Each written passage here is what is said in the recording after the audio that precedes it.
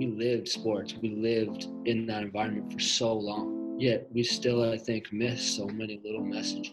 Like, at the end of the day, you got to realize, like, if you want to get better, you got to understand you don't know everything. Yes. Like, I've gotten lucky to have coaches and profs to say, you know what, I don't know everything. I'm going to learn from you what you're going to learn from me. Like, you have to be open to whoever's around you, learning from anybody. And Yeah. if you do that, you're going to better yourself. Hi, my name is Dylan Bell, former varsity football player at Xavier University, and you're watching UndressTheJersey.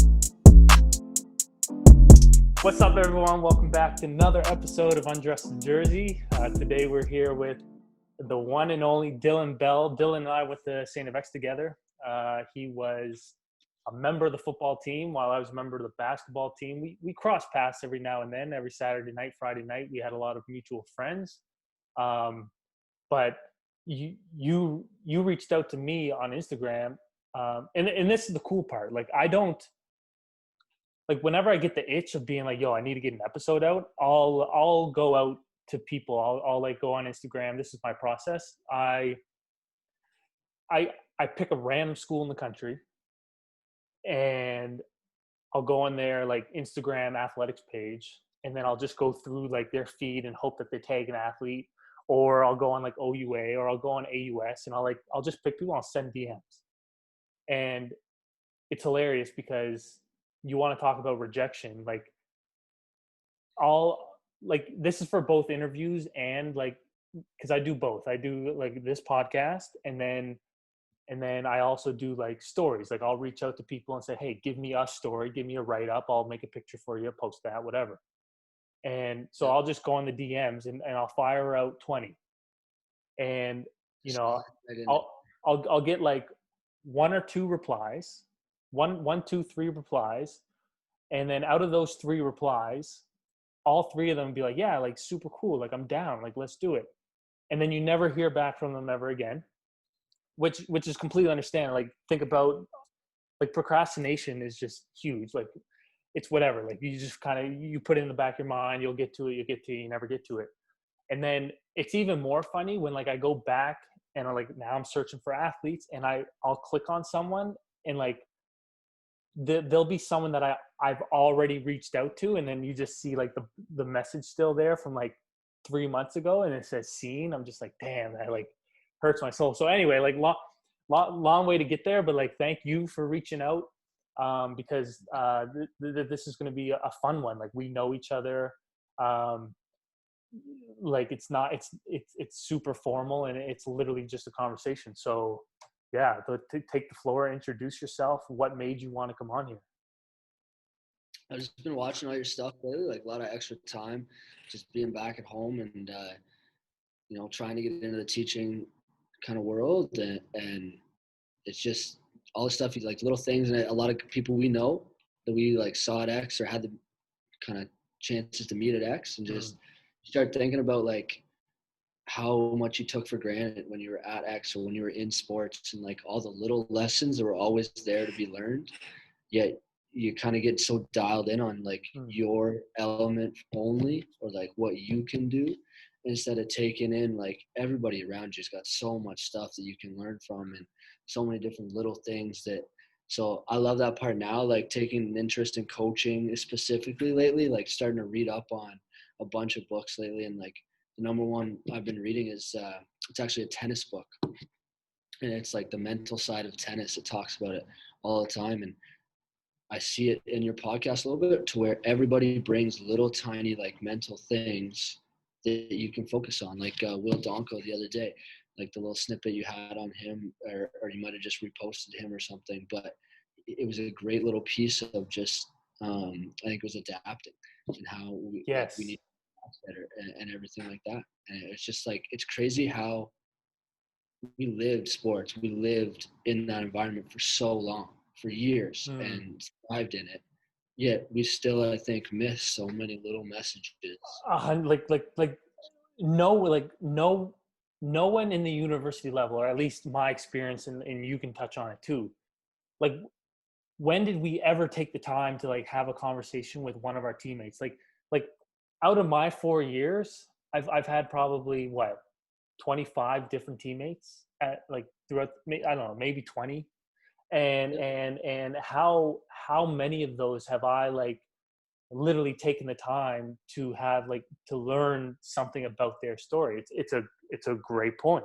Like when does that ever I happen? got, like, we had some conversations. It's a little different. We got 80 guys every year, Sure. but the same thing. Like, I wouldn't have started even thinking about conversations like that until shout out Meech. Like, you know Meech just as well as I do. He's that type of guy. He wants to get to know you. Right. And right in my first year, he kind of like took me under his wing and showed me those ways. And it taught you that it was about like getting to know you. But at the same time, even though I'd had that experience and he was the type of person that did that, and I felt like I tried to do it, at the same time, you get so caught up in trying to make sure you're doing the best you can be at your sport or do the best you can do for the team and everything. You get dialed in, and it's like you look back now and it's like, okay, in the off season, once in a while, I'd have a conversation with the guy, but like it was probably 3, 4 times a year. Right. When you live with those guys, like we're spending 7, 8 hours a day with those guys, and we only had conversations 3 or 4 times a year. I mean, I'm feeling it now. Like this is what I do for fun. Like I run this page and I literally just have conversations with people. Yeah. But during my time as an athlete, like I never took the time to do that. I always think something that's been on my mind lately, and I kind of want to formulate it into like a LinkedIn post or something. But how many, like, you always listen to these successful people talk about when they look back at when they were 16, 17 years old, 20, 23, 25 years old. Like I'm talking like successful people who are like in their 40s and 50s. Yep. And a common theme that you hear is like at that age, they thought they were intelligent. They thought they were smart. They thought they knew everything. And then they can look back now and be like, I was a total idiot. I didn't like me at 25 compared to where I am now at 50 is like not even the same person. So like it's all like in the same sense. I know I'm only 23 and I just graduated. I've been a year out. I can still relate to that on some level. Like it's easy for me to sit here and say, yo, this is the value of storytelling. Like this is what you can learn. This is what you should do. I should have done that. Like you're a teacher now, like how do you try to teach that to the young, like next generation? Like I think the biggest thing is like I try to teach them in a way to where I want to learn from them too. I think I grew up in an environment too much to where it's, you know, the teacher or the coach, they know everything and you're supposed to only learn from them. And the older I got, the best profs, the best teachers, the best coaches I had were the ones that were willing to learn things from you too, or things from other teammates. Like they'd see stuff in practice and be like, why'd you do that? That was awesome. And you'd be like, I don't know, it just kind of happened. And then they'd be like, no, that was perfect. Like we got to incorporate that. You know what I mean? Like I find, and it's starting to move a little bit, but I find like in our education systems, in our coaching and everything, and just in society, we got to be more willing to learn from everybody and stop thinking you have to be on a certain status for me to be able to take information from Sure. you or a certain And like you can see that most notably maybe with like the way, like especially the past, like the election and the politics and everything, like you like focusing on the US, but it's still happening here, like in Canada. You saw the Nova Scotia McMog, like the fisherman scandal and everything. Like if you're not willing to have a conversation and be open to seeing a different perspective, you're going to be divided. Like, oh, exactly. And you're not going to ever become a better person. Like you're right. not going to better yourself by closing off conversations, closing off those doors. Just because someone else doesn't think the way you do. Yeah, like think about all the leadership training we got to go through. Luckily, because they had that. And one of the biggest things was always like you're learning from everything around you. Like take different things, try them, and then you can say, okay, that doesn't work for me. And understand like each person's different. That's a great, like let's stick on that. And for the people that don't know, at St. FX, shout out to Leo and Angie. They ran a leadership academy for student athletes, and you had about 1, 2, maybe 3 teammates, players from each team, men and women, and we would meet once a month, twice a month. Yeah. And it would be like a short little workshop. We would do activities, but the whole focus was to teach us how to be better leaders. And Yep. one of the best things about that workshop, you know, obviously Leo and Angie are incredible human beings and very personable, and they're able to connect to you on a certain level, but they allowed us, like, that workshop allowed us to hear stories from different teams, even though we would pick one topic. We would pick confronting a bad teammate or something, and then Leo and Angie would get every team to share a story of you know, that topic within their team. And just like we just said, the benefit of doing that, it allowed me to hear what goes on in the football team. It allowed me to hear what went on in the women's hockey team. And even though it was the same topic, there was little things that were different. It kind of made you change your perspectives in a little way, which 100%. ultimately helped you learn and grow as a better leader, as a better teammate, everything. And like, I love Yeah. the part of being able to hear it from, like, some sports are more individual or like less Mhm. teammates and stuff. Yeah. Like you were like, so I was a captain second year to fifth year, and around my end of third year, I realized how terrible I was. I would like let personal circumstances and stuff get involved with like dealing with a bad teammate. So I realized that, you know what, it's not treating everybody the same. It's being able to see everybody as a different person and realize how to facilitate them to be better in as a teammate, as a player. You know, you can't treat every person the same. And I saw that because Mhm. one team would be talking about this scenario where they had to treat this person like this, and then another team would be a completely different scenario, and they have to treat a person in a different way, to where sometimes it's being hard on someone, but For sure. sometimes it's saying, you know what, I want to hear your side of this. How can we kind of meet in the middle so we can work together as, you know, partners and everything? Yeah, and that's what makes a great leader great, or a good leader great, is the ability to adapt. Shout out Donko, going back to Donko. It's the ability to adapt to different people. You can't have one cookie cutter way that you deal with situations, because everyone's going to relate to those situations differently. I think of, you know, my conversations with Will Silver, who is his fitness brand's top of the food chain. Um, Yeah. he played basketball for X. You know, my conversations with him, you know, like, no knock at him, but I just know his personality to be, you know, alpha. Like, he's got a ton of testosterone.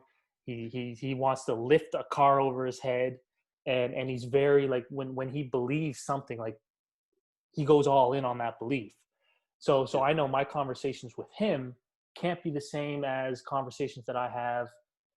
I'm trying to think of someone else. I don't know, Thomas Legali, or my older brother. Like, I'm going to change the way that I communicate with different people, because I understand, like, what's going on in my head is, how can I best connect to you? And Yep. you know, something that this podcast has taught me, like I said, I'm talking to different people, some people that I've never even met before. I need to slowly figure this guy out.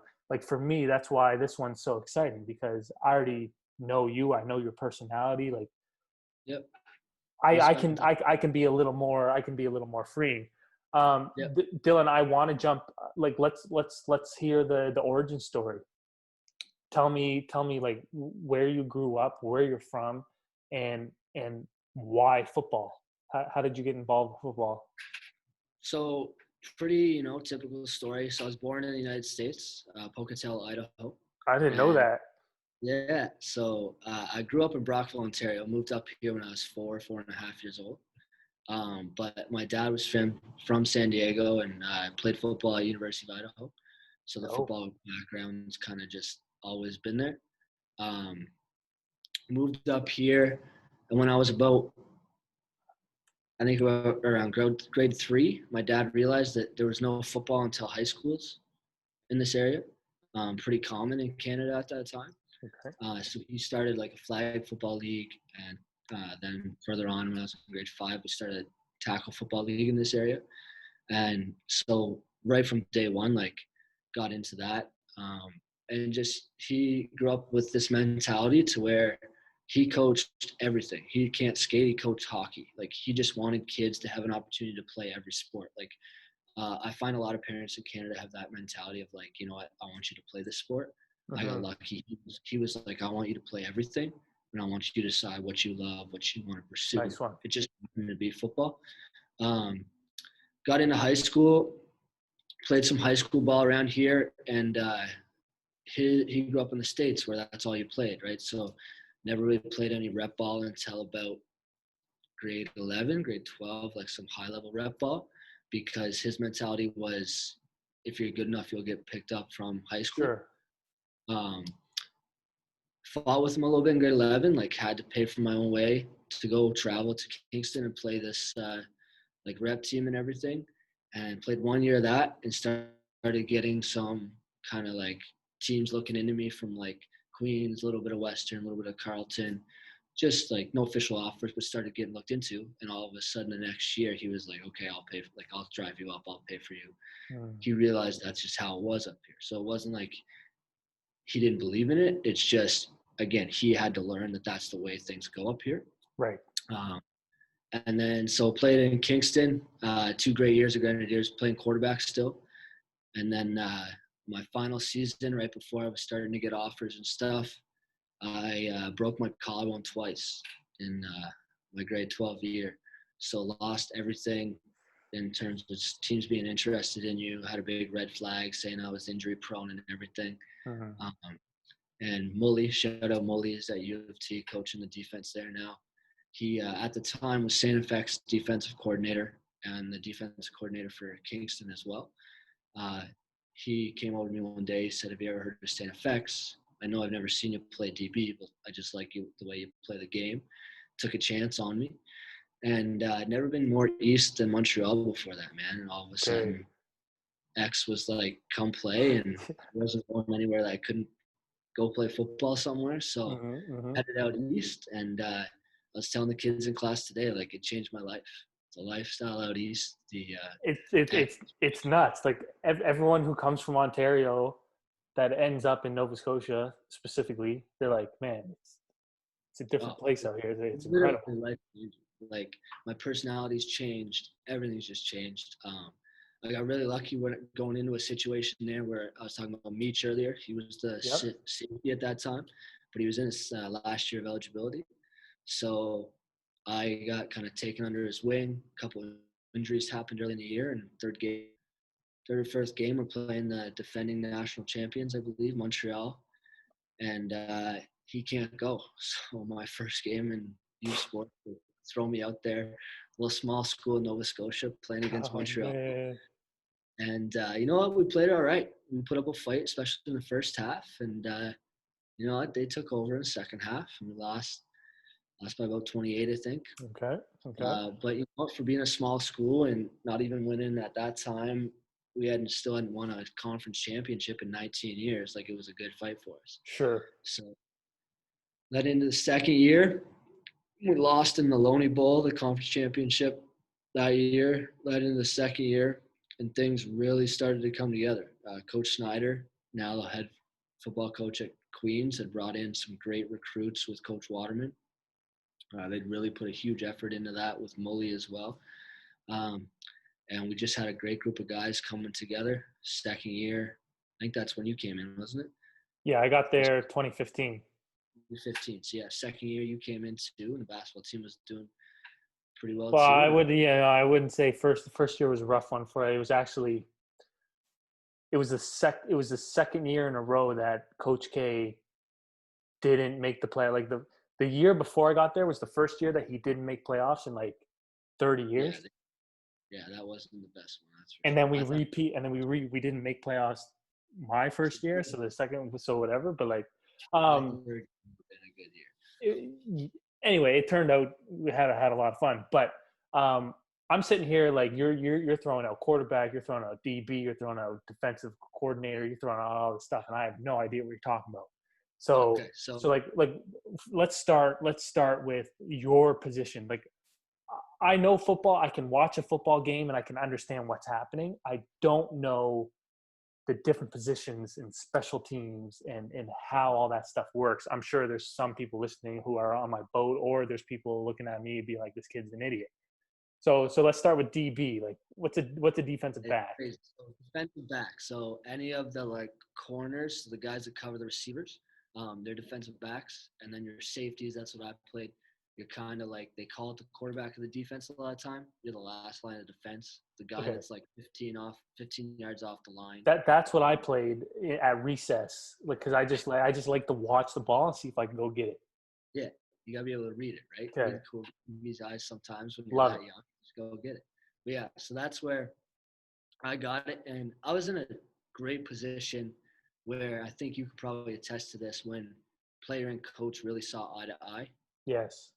Um, where, and this is where I kind of learned that I needed to stop thinking I knew what I was doing and start learning from everybody around me, because Mully was the type of coach that if we would go to him with something, he would be like, okay, we don't do that because of this.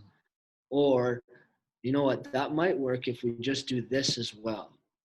Like, you could see that he actually took it in, and he was listening to you, because even most of the time he got shut down. The guy's been at it for years. He's a legendary coach, but he would at least, like, he'd sit you down and be like, okay, so we don't do it because of this. Right. So that really opened my mind. So then, but yeah, back to that. So defensive back, safety, that's what I played the last 5 games of my career. Shout out Pike. I had to, he was a little bit of a road bump at that point, so I had to send him back in the back. He actually came up with the idea, so we switched positions in that final conference championship run. Okay. Last 5 games, came up and played strong safety, so like a Sam linebacker type thing. Yep. So outside linebacker, so you're you're not the big guys up front. You're kind of the middle guys, right? Gotcha. 4 yards, 5 yards line. Yeah, and so stuck to the defense in university though. Well, but you said like throughout high school you were playing quarterback. Why'd you switch? Broken collarbone. So And so what, you just can't recover from that and go back to the position like? so I've broken my collarbones twice each side. So Playing quarterback. it's going to hurt a lot of that stuff, right? So I had a torn little tear in the rotator cuff too. Mostly just because my mentality was, I always was looking to hit somebody. I wanted to lay the wood every play. Okay. And when you're a quarterback, not the Yeah, mentality to have. that's right. Yeah, Okay, I want to stick on that though, because like some people might be like, no, I'm a quarterback. Like I'm the shit. I'm the guy. Like I'm in high school and I'm gonna walk on this team, university team. I'm gonna run the show. What like clearly you had enough self-awareness to be like, okay, I need to go play on my strengths. I'm gonna fit better at this position. You know, I no longer have my mojo because I messed up my collarbones. But what do you tell the kid or the freshman walking into the team being like, I'm the shit, you can't tell me what to do? Did you experience that while you were at X? Well, I did, for sure. And I think you can attest to this too. There's 2 trains of thoughts, because there's the one where it's, if you're a good athlete, you have some of the dog-eat-dog mentality in you. Yep. Mm-hmm. And the competitiveness, to where there was times all the time where I'd be like, oh, I could play quarterback better. Now, truly, when you sit back and think about it, they're there for a reason, and I'm over on the other side for a reason. Sure. But at the end of the day, I think kind of what my dad taught me from a young age, and what, as much as you don't want to admit it, you got to just do what's better for the team. Mm-hmm. I wish I could have played quarterback. Quarterback's sweet, but at the end of the day, I like to hit people, and I can use that on the other side of the ball and not get hurt as much playing the other side, delivering the blow. Now, again, there was still those times where you're like, we played touch football, hand me the rock. That's right, because I'm gonna shine, and I'm a playmaker. So And like, yeah, there's no like one of the quarterbacks and he'll hate that I'm bringing this up, but one of the quarterbacks at X, he was my backup in Kingston. okay. So there was always those thoughts of like, oh, could I do this better? But you know what? He was much better at you know what, I'm supposed to facilitate. I'm supposed to make sure I get the ball in people's hands, where I was like, I want to make a play all the time. That's right. Um, And like I remember being at X and after one of your seasons, the whole talk was, yo, Dylan's like, he just crushed this record. He crushed, like he's in the record. Like, am I getting this right? Like you're first in interceptions or return touchdowns or something? so didn't crush any records. I crushed the records for how many I dropped. Okay.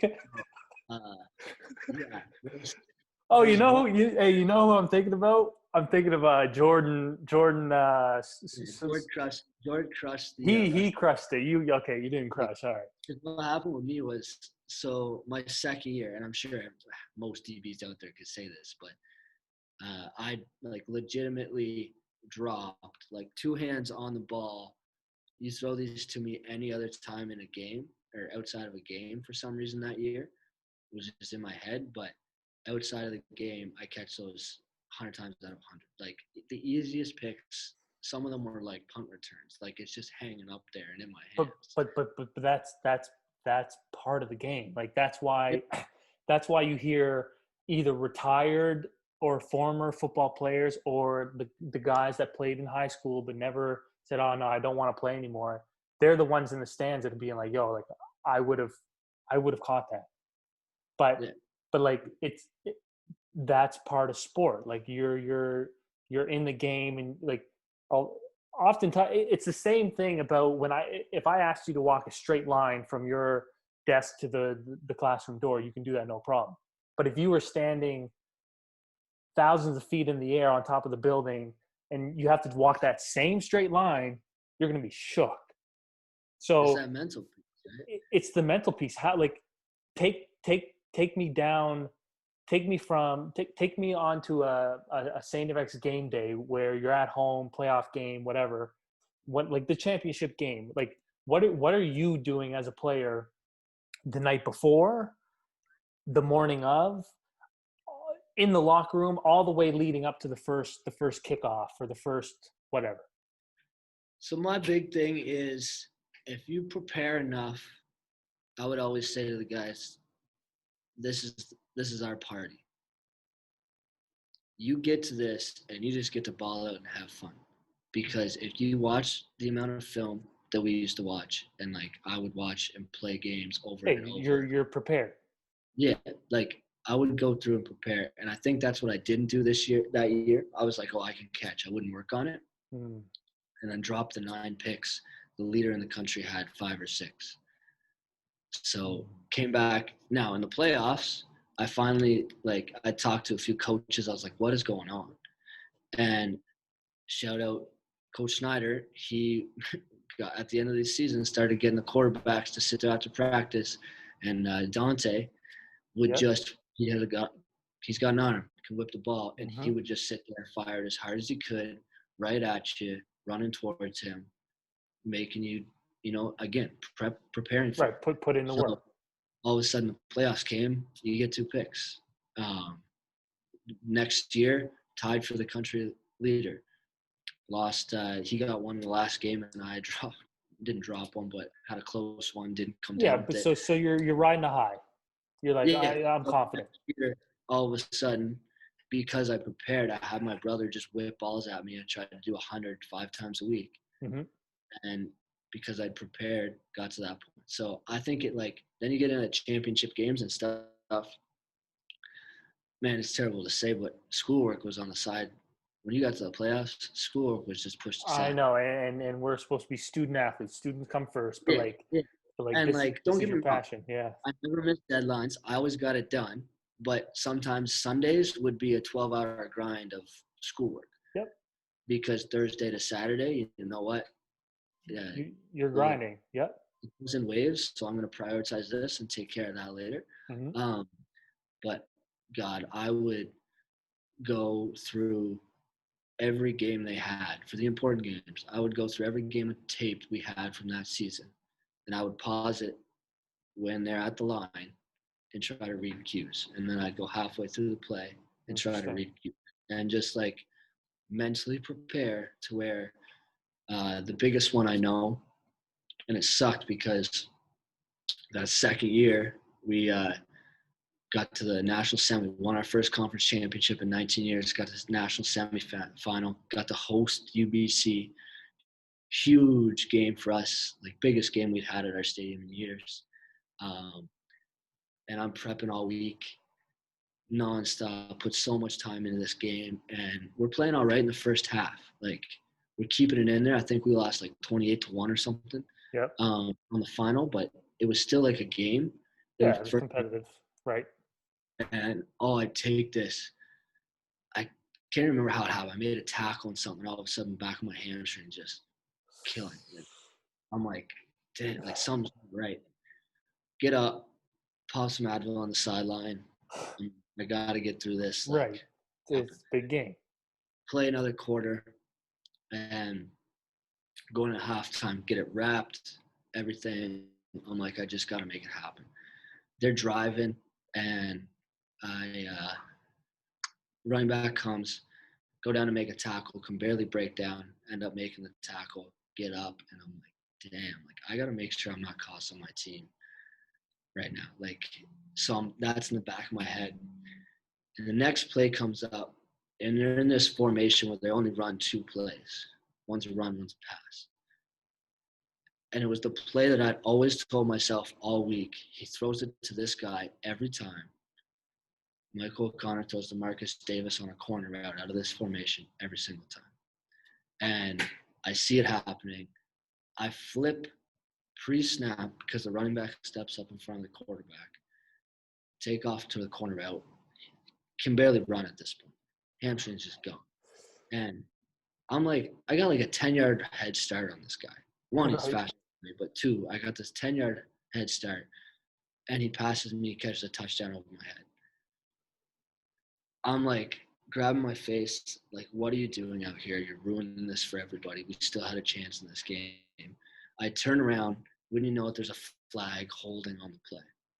Saved you. Gets called back. I go down a knee. Coach comes out and he's like, what's up? Not like we didn't see anything. I go, Coach, I tore my hammy. It just can't happen. I'm like, I'd never leave the game, but if it's gonna hurt my teammates, I gotta come in. That right there is leader. That's you putting the team ahead of yourself. And not everyone would do that. That was the big thing in the locker room and stuff. There was a couple guys that thought I was being soft and that's right. Finish everything. But at the end of the day, I knew in my own heart that we worked backups for a reason. I had a guy that I could, I could trust, and I would be better to try to put him in the best position every play. Dylan, I would have teammates that would be happier after scoring 25 points and losing the game than they were scoring 7 points and winning it. Yeah. Like literally had teammates that they knew that everyone knew that and would say that about them, but they wouldn't care because they were the ones making the headlines, and they were the ones that get the pictures, and they were the ones that look good in front of the girls. But like that just shows what it and trust me, like I'm not saying that happened at X. Like that happens at every single level that I've played. There's always a player like that. Every team's got it. Like it's just like that's the difference between a team, like a team player, and like someone who's like those are the guys that you want on your team. Those are the kind of guys that are going to make a winning culture. But like just listening to you talk about that whole stream of events, like I don't know if you've ever seen the clip of LeBron after the game press conference, and he's literally like, they have LeBron talking in the microphone, and then they have the game that he just played, and he literally goes back like 5 possessions and literally commentates the game, like photographic memory, like understand. It's an incredible clip. I'm going to try to find it, but like that just reminded me, like what you just said, you did the same thing. Like that proves to me like you have a sport, like you love the game of football. And Yeah. and I don't, like, this is hard for me to say. I don't know if I can remember. I can't remember. I don't even know how many games I remember or plays that I remember from my time as an athlete. And I think that proves to me that I've said this before. I don't follow the NBA. I've never watched the NBA. I don't, like, all of my teammates would be in the locker room and being like, yo, this guy's better, or this guy's going to be the greatest, or this new rookie. And I'm just sitting in the corner being like, oh, like, who's that? And you know, this ties into, like, last night was the NBA draft. I watched the first 3 picks, and then I got bored after LaMelo got picked. But like Anthony Edwards, he just went drafted number 1, and he said, like, the big headline before the draft was a quote from him saying he's still not really that into basketball. And I dug a little deeper, and he used to be like a football star, and he said if he had the opportunity to get drafted on an NFL team right now, he would drop basketball. But I want to ask you how important it is as a player to follow the sport in general. Like, I never did, and you know, I like to say I turned out to be a pretty good player because I liked shooting and I enjoyed playing the game, but I didn't rush home to watch the NBA game. Yeah. And it's probably, you know, it's the same, again, hard for me to say, but like I didn't watch that much game film as a player because, like, I just rather go watch cooking videos or vloggers on YouTube. Like, that's, like, for whatever. Now, obviously, I watched film when I had to, or I sat down with coach and I did, like, I took the necessary, but I didn't go above and beyond. Are you an NFL addict? Like, are you playing fantasy? Are you, like, It's following all funny, these like, sports? I'm terrible at fantasy. Like, I'm terrible at following the NFL. Like, I follow it, don't get me wrong, love watching football on Sundays, but I've never been one that's like one of those stats guys or keeping up with it all the time. Right. And like when I was playing, I didn't watch any football Hmm. because I watched so much football to be competitive playing. I That's how I watched so felt. much Yeah. film all the time that I wanted nothing to do with the NFL or college football or anything. Like, and if I'm being honest, it would be until this year when I really started to enjoy watching football. Fair. As a kid, but when you're in it that much, and like I said, I was watching hours on hours on hours of film. When I had no want to go home and watch football. See, now someone's gonna hear this and they're gonna look at me or they're gonna look at you and be like, "Man, you're not a true player. Like, how do you even say you love the game but you don't watch football? You don't watch the NBA? Like, what? Like, that's fake." When you get to, and don't get me wrong, like you said, you still knew what was happening, and like I would still watch the team I liked and stuff. Or like honestly, half the time, I feel like I'm more of a football guy because half the time I'd rather not watch my favorite team, but I'd rather watch certain teams that I just like what they're doing. Like the Chiefs on offense right now. That Like, just proves to me that you like the game of football. yeah, like I would rather watch them play than my favorite team. I would rather watch different players play than my favorite team. Yeah, Like I picked my favorite football team off my favorite player. that makes sense to me because, like I said, just listening to you recount that championship game and like go play by play and remember how many yards you were away from this guy, I'm like, yo, this guy loves the game. And I would say too, like, I watched the entire playoffs this year and I was like, damn, I actually kind of like this is entertaining. One, because, you know, there wasn't much to do. It was, you know, quarantine, whatever. And two, I had bought a couple of NBA rookie cards. So like I'm rooting for this guy that I own his rookie card. So I'm just like, yo, I need this guy to do well because I'm trying to sell this next week and make $30. But like on top of that, like it's just something that's always kind of, I don't know whether it's a demon deep inside of me being like, yo, I feel like a fraud. I have a sports brand. I don't even like sports. You know what I mean? I do know what you mean, and I think some people get too caught up in like at the end of the day too, like the people that say they'd rather watch college football or college basketball Yeah. than like I agree with that because Mm. there's heart, there's motivation, there's it's more real.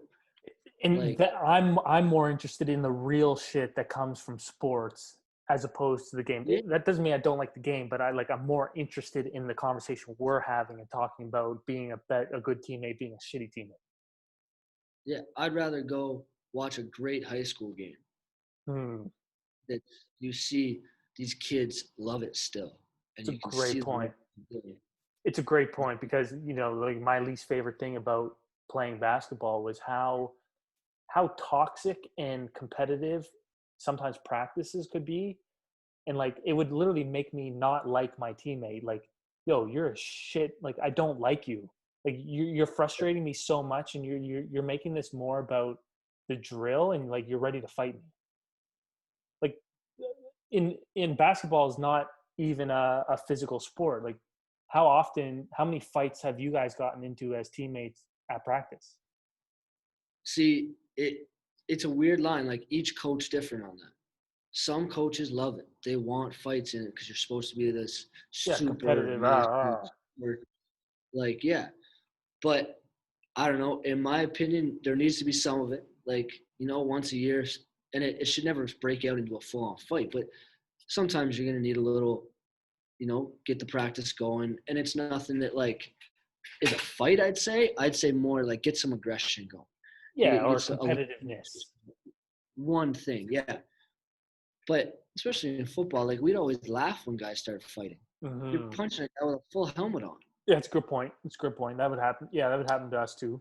You know what I mean? Like obviously that shows you can't control your emotions. Hmm. And the thing that a lot of our coaches would talk about, and the other thing is you get into a habit and all of a sudden that's 10 yards, 15 yards back in a game.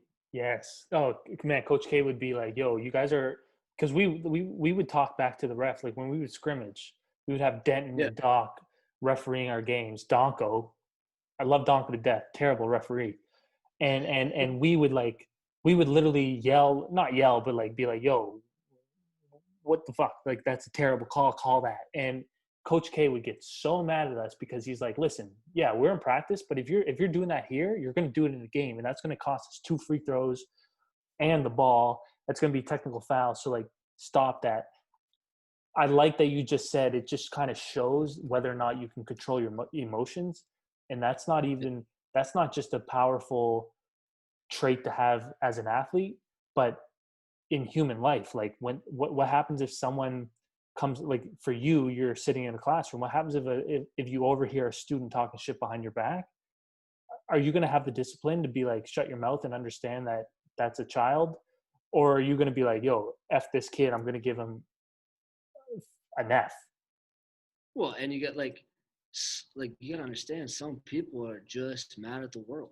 They're not Hmm. even mad at you. Right? So it's like I can't take teaching for example. I can't give a kid a bad grade just because he's mad at the world and always in a bad mood and being rude to me. Mm-hmm, mm-hmm. Like as long as he shows respect, he's gonna be in the classroom, For sure. and I'm gonna mark him accordingly. Like I can't let my ego get a part of this Yeah, process. and that's such a difficult thing for a lot of people, especially Oh, big alpha. it's I was terrible at it. Right. I'm still working on it to this day. Mm-hmm. But it's such a thing where you got to take a step back and say, you know what? How does this affect me, and how can I be better from this situation? How Fire. I got to learn to step away from it and just say, okay, I need to take this, Hmm. let it sink in, and like one thing I've gotten better with is like someone came at me. There was I was helping coach lately, and he was running a camp. I was helping with the camp, and all of a sudden, like I'm thinking about starting a football business to where like my biggest asset's been my mind for the game. So like high level training Clearly, yeah. for end of high school, college athletes, like the film study, that type of thing. Mm-hmm. He works with young athletes, does a great job of like trying to bring them up and get them some strength training, some actual Gotcha. football experience, all that stuff. So I was helping at this camp, and a couple of the kids are like grade 11, around that age. So I was like, in a couple years, if you get to this point, just, look me up, see if the business is going by then. Love to work with you since you're from a hometown and everything. All of a sudden, he comes back, super aggressive thing saying, you know what, if you're going to work with me, you're going to have to sign a non-compete for like these 16, 17-year-old kids. And I'm just like, you know what? I didn't respond for the first time. Like, I put it aside and I was like, you know what? I'm not going to type up a huge letter right now with my emotion involved, getting mad back or anything like that. Put it aside, waited until the next day, and just kind of sat down and said, you know what? So I typed one out, and it was more like, you're obviously worried about the business, and completely fair. Like, this is your business. This is what you're doing for a living right now. That's just not my mindset on the kids. If that's how you're thinking about the kids, I'm going to go my separate ways. Like, he started a 7-on-7 league and stuff in town, which is great. I was like, I'm just not going to be a part of it. We just don't see eye to eye on this fact. And it'll be interesting. I'll be interested to see how long he lasts, because I think if you go into anything, it just goes back to my comment about if you're more worried about how many points you're scoring as opposed to the team. Like if you're more worried about, I don't want to do work with you because you're going to take my business and you're going to take my clients and you're going to make, that's going to take away from as much money as I make. I'll be interested to see how far that carries. Because he came back after that and he said, you know what? No one's ever said it to me like that. Nice one. So I'll give him credit. Nice one. He was good that, you know what? He actually took it in and didn't just get aggressive back. Mm-hmm. He also took it and was like, you know what? I've never perspective, right? It just proves that everyone is it goes back to my thing about saying, the 50-year-old successful guy looks back at him when he was 25 and he's like, I knew everything. And but as you get older, hopefully, like, what you want to happen is you want to look back at yourself 20 years, 5 years, 2 years and be like, I'm not the same person anymore. I've grown and that's what you want to do every single day. So over time, you're growing. If you look back at yourself in a year and you're like, damn, I'm doing the same stuff. I'm producing the same content. I'm having the same conversations. What are you doing? You got to change something. What are you doing? Like one of my favorite coaches to read about right now is Pete Carroll. And he always talks about competition, but he talks about it in a way to where he always says, like, society's view on competition is so wrong. It's about winning and losing. And it should be about you competing with yourself to get better every day. And it, like, he just goes into that more and more every time. And it's so true how we need to teach positive competition. Like, not getting mad when someone beats you, but saying, what can I learn from this? 100%. And it's something they do tell us, learn from your mistakes, all that stuff. But like, the more and more we can try to do that in life, the better you're going to be as a person. Like you said, if I look back on myself in 5 years and I haven't grown, I haven't gotten better, I got to make some major changes. Yeah. And especially if you're sitting here having a conversation being like, this is the way I think, this is who I am, this is, I have these ambitions, I have these goals. Like, it's fine. It's completely fine to look back and be like, yo, I'm the same person, and be content with that. Like, if that's cool, if like, your actions just have to match up with your ambition. I'm sitting here telling my friends, being like, yo, one day I'm gonna shake hands with Drake because, like, I'm confident in myself to like I just have, like, I just want a lot. And so if I look back, like over quarantine, I learned how to use Photoshop, and I learned how to video edit it. And like, I was talking to a local, do you know Courtney KC? Man, I feel bad, I'm forgetting his name. He's a real one. Courtney Kevin Courtney. Yeah. He did all those hype Sorry. videos for. Kevin Courtney. So I was just, did off track here. I met him here in Toronto. I was, I met up with Dave He does. Culligan, media agency, and Kevin Courtney. I saw a video that he did for the Blue Jays back when I was in Halifax. Never knew who the guy was. Ended up coming here. I was in his apartment last 2 weeks ago, getting photos done. I was taking part in one of his projects, and we literally just had the conversation of being like, yo, if you look back at your work and like you're not disgusted and be like embarrassed and like you're not making any progress as a creator or whatever. So it just boils down to the fact, like, if your ambitions don't match, if your actions don't match up with your ambitions, like, it's cool. Like, they don't have to, like, you don't have to be the greatest of all time. It's just, No. don't say that and then not back it up. Yeah. And like at the end of the day, you got to realize, like, if you want to get better, you got to understand you don't know everything. Yes. Like, I've gotten lucky to have coaches and profs to say, you know what, I don't know everything. I'm going to learn from you what you're going to learn, things that you're going to learn from me. Like, you have to be open to whoever's around you, learning from anybody and right. learning from anything. Yeah. And at the end of the day, if you do that, you're going to better yourself. That's right. And realize that you don't know everything, and you're not the greatest basketball. You're not the greatest football player. You have so much, but that's the only way you're going to grow. Dylan, I want to end it. I want to end it off with this quote that you have in your Instagram bio. We might not always be our best, but every single day we can bring our best. Why that quote? What do you feel when you hear that? And who the hell is Inky Johnson? So Inky Johnson's a football player, played at Tennessee, was projected to go top 10 in the draft. And he was 3 games away, took a hit, and no longer can use one of his arms, his left or right. I can't remember exactly what arm. But so he lost everything. Guy grew up with nothing, lived in a tiny house, mother working 2 jobs. The story is a coach pulled up in his neighborhood and said, do you guys want to play? And luckily, like, that guy took him and put him in football, got a full scholarship to Tennessee. Now he's a motivational speaker and does amazing things in the United States.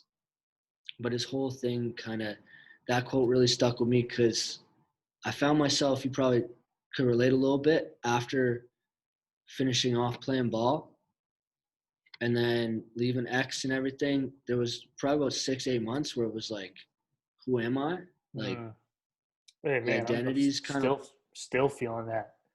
Yeah, I still am too. Like, I always had was still trying to play ball over in Europe or something and all these things, but at the same time knew that it could be over. Maybe it should be over because of injuries and stuff. Like, and it was just kind of, I found myself, I wouldn't say depression, but definitely some good days, some bad days to where it's like, what am I doing in life? Am I still getting better? Am I still, my goals will switch every other day type thing. And I finally was watching a bunch of his stuff, and shout out T-Dub, Tyler Wilson at X. He loves his stuff, shares his stuff all the time too. He's coaching there now, played with him. And watching his stuff he'd share, and then I got really into it. And just one of the biggest things was that you know what, you're going to wake up some days and it's not your best day. But if you wake up doing the best you can that day, you're going to get better. And just, there's a lot of mental health stuff going out there right now. And I think it really can relate to that really well, to where you're not going to wake up and feel great every day. And you know what, just getting out of bed might be the best thing for you that day. But you know what, bring the best, try to get up and tell yourself, you know what, I'll do the best I can today. And if you do that every day, you're just going to keep bettering yourself, improving your views on life. And you know what, you'll make people around you better too, because that type of energy rubs off, right? I don't know if you could say that any better. I think the major point that sticks out to me there is, like, you have to wake up every day and be consciously aware that I need to bring my best. Like, so too often it happens to me all the time. Like this past weekend, I had probably the least productive weekend that I've had in a real long time. Like I didn't do anything, and it's because I just rolled out of bed and I didn't have this conscious awareness. I didn't like say like, okay, like today I'm going to do something. I think if you wake up and remind yourself every day, like I might not build a rocket ship today, but I'm going to at least try to take a step. I think that's the key part that matters, is reminding yourself to take that step. Some So days, man, you might just cook a nice meal. that's But right. you know what? You're better than you were yesterday because you worked on your cooking skills or something like that. Like just bringing your Facts. best in the little things, it's gonna make you better, and it builds that positive mentality to wake up with a positive outlook that I'm gonna do the best I can today. And you keep putting those days together, and it's just like in the gym back when we were working out all the time, trying Mm-hmm. to get strong as we could be. Mm-hmm. If you Mm-hmm. just a little better every day, over time you're gonna see Yeah, huge improvement. you just got to show up to the dungeon when it's minus 15 down there and you're wearing a toque inside. Good days. Yeah, Dylan, bro, this was fire. I really appreciated you coming on here, spitting some facts. Tell everyone what or where they can find you, and especially if someone heard that you're thinking of coming up with this sports football mentality, watching film and that kind of stuff, where do they talk to you about that? So right now it'd be through Instagram. So DJ Bell 7 on Instagram. Throw me a follow, and we'll build. As soon as I build it, it's getting there. Got to figure out the technology processes, and all of a sudden that'll pop up, I'm sure, pretty soon. And other than that, just you know what, I'm always sharing stuff and always trying to get better every day. And I think the more we use social media in that way to Yes. surround ourselves with people with that proper mentality and stuff, you know what? Yeah.